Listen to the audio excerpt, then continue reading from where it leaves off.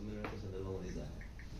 तंजावरमध्ये जवळजवळ 4.5 लाख मराठी लोक राहतात आणि यांचा महाराष्ट्र संबंध तुटत चाललेला आहे. बाकी तंजावरचे महाराज इथे आले होते, आपल्यालाही वरती भेटले असतील आणि इथे आपल्या पत्रकारांशी संवाद त्यांनी साधला. त्यावेळेस त्यांनी त्यांची व्यथा आणि खंत बघून दाखवली होती. तर त्यावेळेस आम्ही त्यांना म्हटलं होतं की तुम्ही साहित्य संमेलनाची मागणी करा तिकडे, म्हणजे काय होईल की जगभरातल्या मराठी माणसांशी त्याच्याशी संबंध जोडला जाईल आणि एक संस्कृती आपली आवाजीत राहील असं त्यांना म्हटलं होतं आपण. त्यानंतर आम्ही तो वेगवेगळ्या साहित्य संमेलनाच्या अखिल भारतीय मराठी साहित्य संमेलनाच्या संदर्भात आपण सुद्धा त्यासाठी सूचना केल्या, आपण पाठपुरावा करण्याचा प्रयत्न केला, पण ते झालं नाही.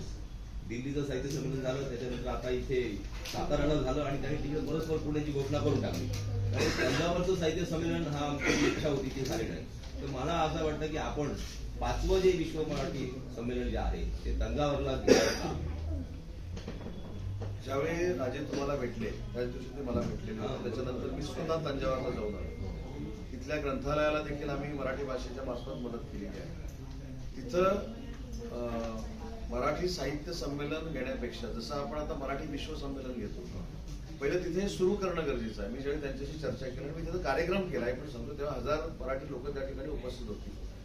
तिथं पहिलं जाऊन काहीतरी महोत्सव सुरू करण्याची आवश्यकता होती. तो या वर्षीपासून तंजावर महोत्सव आम्ही तिथे मराठी भाषेतला सुरू करतोय आणि मग त्याला आपण मोठं स्वरूप देऊ शकतो.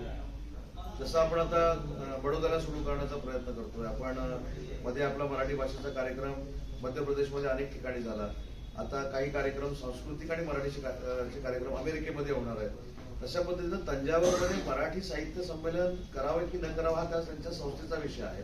परंतु आम्ही स्वतः तंजावर महोत्सव या वर्षीपासून तंजावरला सुरू करतोय.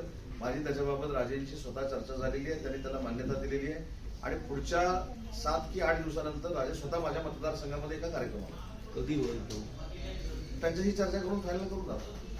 महाराष्ट्र राष्ट्राध्यक्ष आले, महाराष्ट्रामध्ये काही गुंतवणुकीची संदर्भात काही MOU 2 होत आहेत. स्किलच्या बाबतीतला होतोय आणि इंडस्ट्रीच्या बाबतीतला होत आहे. त्याच्यामुळं दोन्ही देशांच्या संबंधांमध्ये चांगली वाढ होईल, एम्प्लॉयमेंट जनरेशन देखील चांगल्या पद्धतीनं होईल आणि त्याचसाठी देशाचे पंतप्रधान नरेंद्र मोदी साहेब देखील मुंबईमध्ये आहेत. Okay, thank you.